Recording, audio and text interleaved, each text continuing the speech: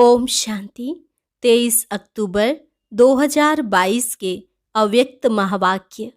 पहले एक नज़र मुरली के मुख्य पॉइंट्स पर।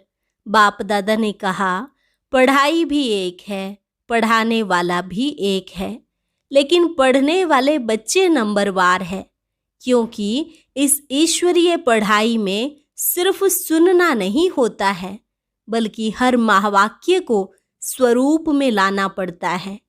इस पढ़ाई में सब्जेक्ट भले 4 हैं, लेकिन चारों ही सब्जेक्ट का एक दूसरे के साथ गहरा संबंध है। अगर इस एक सब्जेक्ट ज्ञान को ही संपूर्ण रूप से धारण कर लो, एक एक शब्द को स्वरूप में लाओ, तो इसमें सब कुछ समाया हुआ है। और ज्ञान तो है ही मुख्य 2 शब्दों का। वह 2 शब्द हैं रचयिता और रचना, अल्फ और बे। योग भी इन 2 शब्दों के आधार पर ही है। जो ज्ञानी तू आत्मा है, वह योगी तू आत्मा अवश्य होगी। तो ज्ञान और योग का संबंध हुआ ना। बाबा ने कहा, ज्ञानी सभी हैं, योगी भी सभी हैं, लेकिन एक है ज्ञान सुनाने वाले और यथाशक्ति जीवन में लाने वाले, जबकि दूसरे हैं ज्ञान और योग को हर समय अपने जीवन की नेचर बनाने वाले। इसलिए विद्यार्थी सभी हैं, लेकिन यह अंतर होने के कारण नंबरवार बन जाते हैं। और लास्ट में बाबा ने कहा, जिसकी नेचर ही ज्ञानी योगी की होगी, उसकी धारणा भी नेचुरल होगी। उन्हें बार बार यह पुरुषार्थ नहीं करना पड़ेगा कि इस गुण को धारण करूं या उस गुण को धारण करूं। इसलिए ऐसी आत्माओं को सहज ज्ञानी, सहज योगी और सहज धारणा मूर्त कहा जाता है। और अब सुनते हैं महावाक्यों को विस्तार से। मुरली का सार, नंबर 1 बनना है तो ज्ञान और योग को स्वरूप में लाओ। आज सत्य शिक्षक अपनी श्रेष्ठ शिक्षा धारण करने वाले गॉडली स्टूडेंट को देख रहे हैं कि हर एक ईश्वरीय विद्यार्थी ने इस ईश्वरीय शिक्षा को कहाँ तक धारण किया है। पढ़ाने वाला एक है, पढ़ाई भी एक है, लेकिन पढ़ने वाले पढ़ाई में नंबरवार हैं। हर रोज का पाठ मुरली द्वारा हर स्थान पर एक ही सुनते हैं, अर्थात एक ही पाठ पढ़ते हैं। मुरली अर्थात पाठ हर स्थान पर एक ही होता है। डेट का फर्क हो सकता है, लेकिन मुरली वही होती है। फिर भी नंबरवार क्यों? नंबर किस लिए होते हैं? क्योंकि इस ईश्वरीय पढ़ाई पढ़ने की विधि सिर्फ सुनना नहीं है, लेकिन हर महावाक्य स्वरूप में लाना है। तो सुनना सबका एक जैसा है, लेकिन स्वरूप बनने में नंबरवार हो जाते हैं। लक्ष्य सभी का एक ही रहता है कि मैं नंबर 1 बनूं। ऐसा लक्ष्य है ना? लक्ष्य नंबर 1 का है, लेकिन रिजल्ट में नंबरवार हो जाते हैं, क्योंकि लक्ष्य को लक्षण में लाना, इसमें लक्ष्य और लक्षण में फर्क पड़ जाता है। इस पढ़ाई में सब्जेक्ट भी ज़्यादा नहीं है।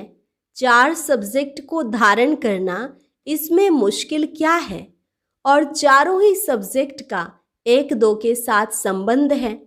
अगर एक सब्जेक्ट ज्ञान संपूर्ण विधि पूर्वक धारण कर लो, अर्थात ज्ञान के एक एक शब्द को स्वरूप में लाओ, तो ज्ञान है ही मुख्य 2 शब्दों का, जिसको रचयिता और रचना व अल्फ और बे कहते हो।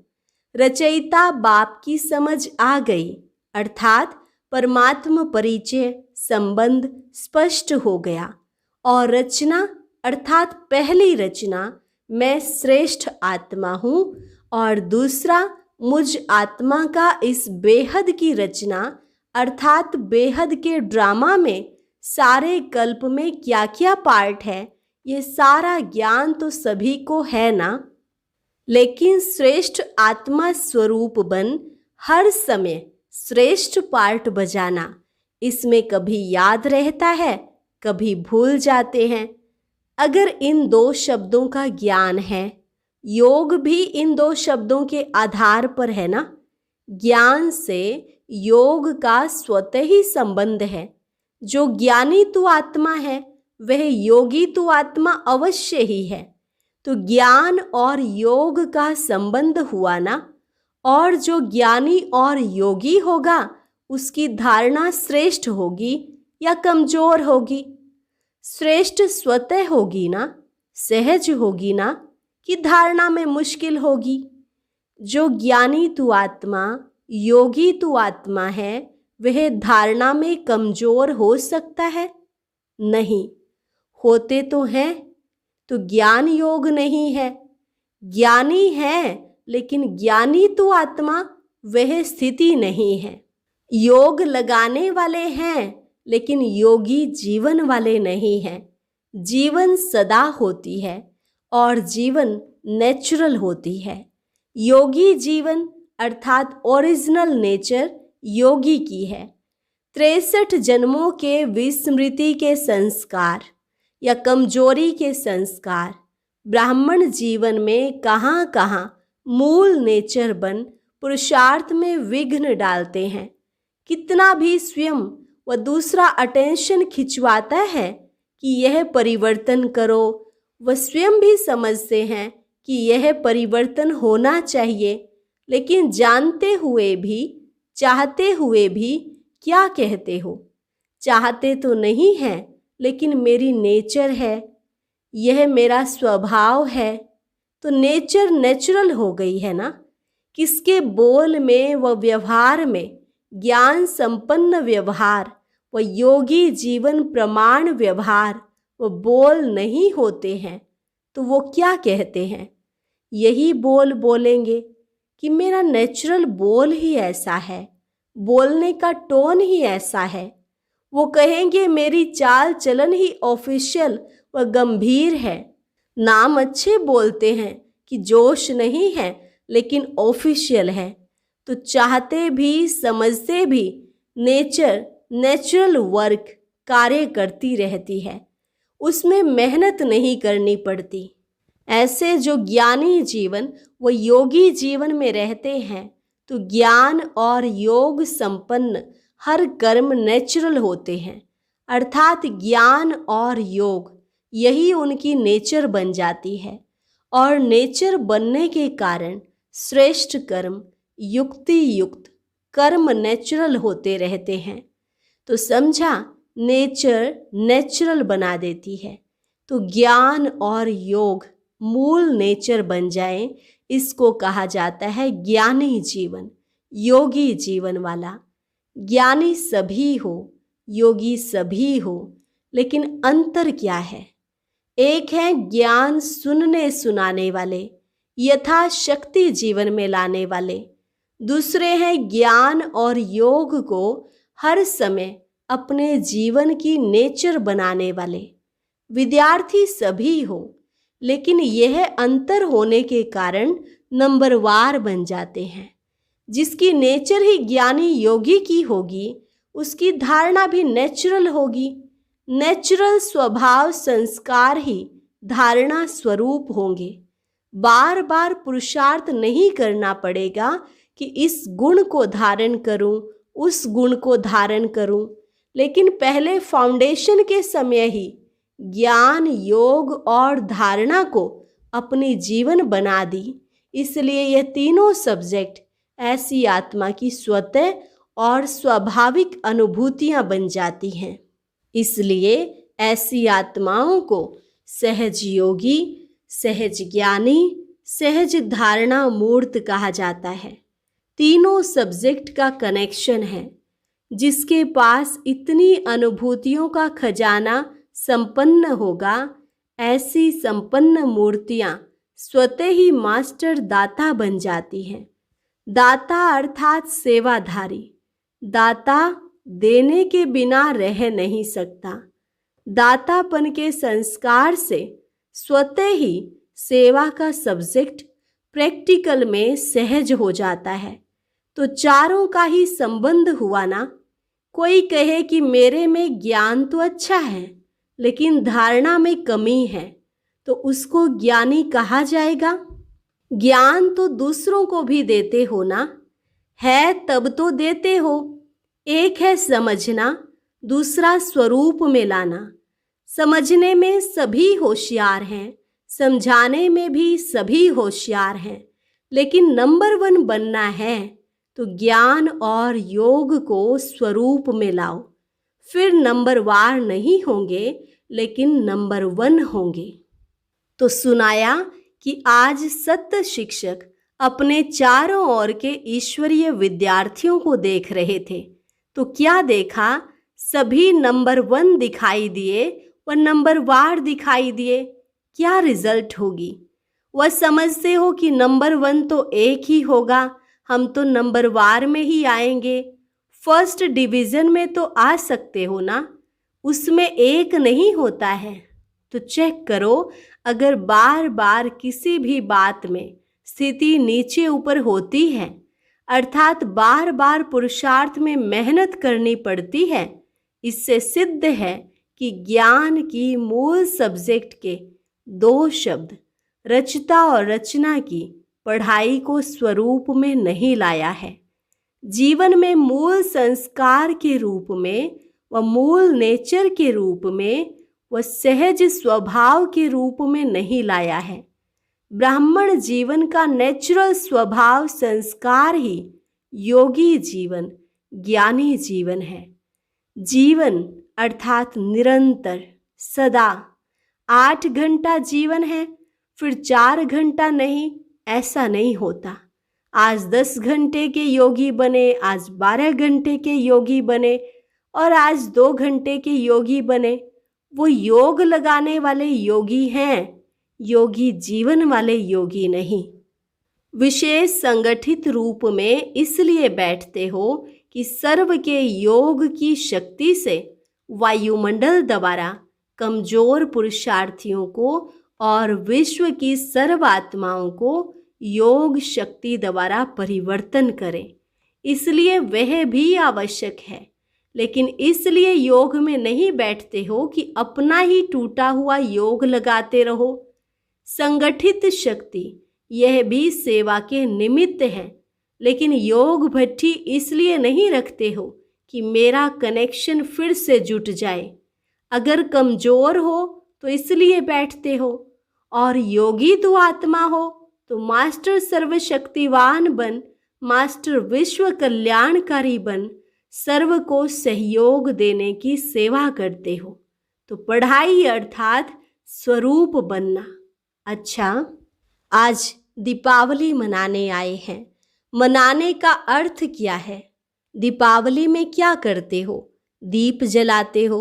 आजकल तो लाइट जलाते हैं, और लाइट पर कौन आते हैं? परवाने। और परवाने की विशेषता क्या होती है? फिदा होना। तो दीपावली मनाने का अर्थ क्या हुआ? तो फिदा हो गए। या आज होना है, हो गए हो, या होना है? तो बच्चों ने कहा हो गए हैं। बाबा ने कहा तो दीपावली तो मना ली, फिर क्यों मनाते हो? जब फिदा हो गए तो दीपावली मना लिया कि बीच बीच में चक्कर लगाने जाते हो? फिदा हो गए हैं, लेकिन थोड़े पंख अभी हैं, उससे थोड़ा चक्कर लगा लेते हो। तो चक्र लगाने वाले तो नहीं हो ना। चक्र लगाना अर्थात किसी न किसी माया के रूप से टक्कर खाना। माया से टक्कर खाते हो या माया को हार खिलाते हो? वह कभी विजय प्राप्त करते हो, कभी टक्कर खाते हो। दीपमाला यह अपना ही यादगार मनाते हो। आपका यादगार है ना, कि मुख्य आत्माओं का यादगार है? आप देखने वाले हो, आप सबका यादगार है। इसलिए आजकल बहुत अंदाज में दीपक के बजाय छोटे छोटे बल्ब जगा देते हैं। दीपक जलाएंगे तो संख्या फिर भी उससे कम हो जाएगी, लेकिन आपकी संख्या तो बहुत है ना। तो सभी की याद में अनेक छोटे छोटे बल्ब जगमगा देते हैं, तो अपना यादगार मना रहे हैं। जब दीपक देखते हो तो समझते हो यह हमारा यादगार है, स्मृति आती है। यही संगम युग की विशेषता है जो चैतन्य दीपक अपना जड़ यादगार दीपक देखते हो। चैतन्य में स्वयं हो और जड़ यादगार देख रहे हो। ऐसे तो जिस दिन दीपावली मनाओ उस दिन ही वास्तविक तिथि है। यह तो दुनिया वालों ने तिथि फिक्स की है, लेकिन आपकी तिथि अपनी है। इसलिए जिस दिन आप ब्राह्मण मनाओ वही सच्ची तिथि है। इसलिए कोई भी तिथि फिक्स करते हैं तो किससे पूछते हैं? ब्राह्मणों से ही निकलवाते हैं।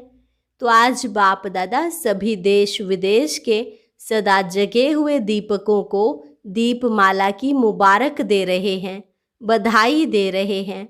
दीपावली मुबारक, अर्थात माला माल संपन्न बनने की मुबारक।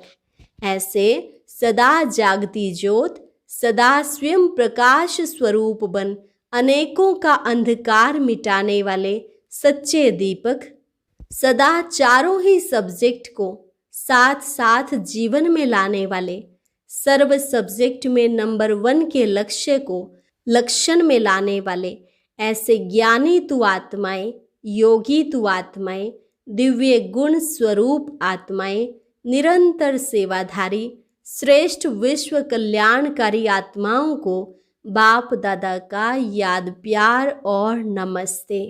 रूहानी बच्चों की रूहानी बाप दादा को नमस्ते नमस्ते, गुड मॉर्निंग। और अभी अव्यक्त बाप दादा की पर्सनल मुलाकात। खुश नसीब वह जिसके चेहरे और चलन से सदा खुशी की झलक दिखाई दे। बाप दादा पूछते, सभी अपने को सदा खुश नसीब आत्माएं समझते हो। खुश नसीब आत्माओं की निशानी क्या होगी? उनके चेहरे और चलन से सदा खुशी की झलक दिखाई देगी। चाहे कोई भी स्थूल कार्य कर रहे हो, साधारण काम कर रहे हो, लेकिन हर कर्म करते खुशी की झलक दिखाई पड़े, इसको कहते हैं निरंतर खुशी में मन नाचता रहे। ऐसे सदा रहते हो या कभी बहुत खुश रहते हो, कभी कम? खुशी का खजाना अपना खजाना हो गया तो अपना खजाना सदा साथ रहेगा ना, या कभी कभी रहेगा? बाप के खजाने को अपना खजाना बनाया है या भूल जाता है अपना खजाना? अपनी स्थूल चीज तो याद रहती है ना। वह खजाना आंखों से दिखाई देता है, लेकिन यह खजाना आंखों से नहीं दिखाई देता, दिल से अनुभव करते हो। तो अनुभव वाली बात कभी भूलती है क्या? सदा यह स्मृति में रखो कि हम खुशी के खजाने के मालिक हैं। जितना खजाना याद रहेगा उतना नशा रहेगा। तो यह रूहानी नशा औरों को भी अनुभव कराएगा कि इनके पास कुछ है। माताओं को सारा समय क्या याद रहता है? सिर्फ बाप याद रहता है या और भी कुछ याद रहता है? वर्षे की तो खुशी दिखाई देगी ना। जब ब्राह्मण जीवन के लिए संसार ही एक बाप है तो संसार के सिवाय और क्या याद आएगा? सदा दिल में अपने श्रेष्ठ भाग्य के गीत गाते रहो। ऐसा श्रेष्ठ भाग्य सारे कल्प में प्राप्त होगा। जो सारे कल्प में अभी प्राप्त होता है, तो अभी की खुशी, अभी का नशा सबसे श्रेष्ठ है। तो माताओं को और कोई संबंधी याद आते हैं? कोई संबंध में नीचे ऊपर हो तो मोह जाता है। मोह सारा खत्म हो गया। जो कहते हैं कुछ भी हो जाए मेरे को मोह नहीं आएगा, वो हाथ उठाए। अच्छा, मोह का पेपर भले आवे। पांडव तो नष्टो मोहा है ना। व्यवहार में कुछ ऊपर नीचे हो जाए फिर नष्टो मोहा है। अभी भी बीच बीच में माया पेपर तो लेती रहती है, तो उसमें पास होते हो, या माया जब आती है तब थोड़ा ढीले हो जाते हो? तो सदा खुशी के गीत गाते रहो। समझा? कुछ भी चला जाए लेकिन खुशी नहीं जाए। चाहे किसी भी रूप में माया आए लेकिन खुशी ना जाए। ऐसे खुश रहने वाले ही सदा खुश नसीब हैं। अच्छा, अभी आंध्रा और कर्नाटक वालों को कौन सी कमाल करनी है? ऐसी कोई भी आत्मा वंचित नहीं रह जाए। हर एक को संदेश देना है। जहाँ भी रहते हो, सर्व आत्माओं को संदेश मिलना चाहिए। जितना संदेश देंगे उतनी खुशी बढ़ती जाएगी। अच्छा, आज का वरदान उमंग उत्साह के आधार पर सदा उड़ती कला का अनुभव करने वाले हिम्मतवान भव। उमंग उत्साह के आधार पर सदा उड़ती कला का अनुभव करने वाले हिम्मतवान भव। उड़ती कला का अनुभव करने के लिए हिम्मत और उमंग उत्साह के पंख चाहिए। किसी भी कार्य में सफलता प्राप्त करने के लिए उमंग उत्साह बहुत जरूरी है। अगर उमंग उत्साह नहीं तो कार्य सफल नहीं हो सकता, क्योंकि उमंग उत्साह नहीं तो थकावट होगी और थका हुआ कभी सफल नहीं होगा। इसलिए हिम्मतवान बन उमंग और उत्साह के आधार पर उड़ते रहो तो मंजिल पर पहुंच जाएंगे। स्लोगन: दुआएं दो और दुआएं लो, यही श्रेष्ठ पुरुषार्थ है। दुआएं दो और दुआएं लो, यही श्रेष्ठ पुरुषार्थ है।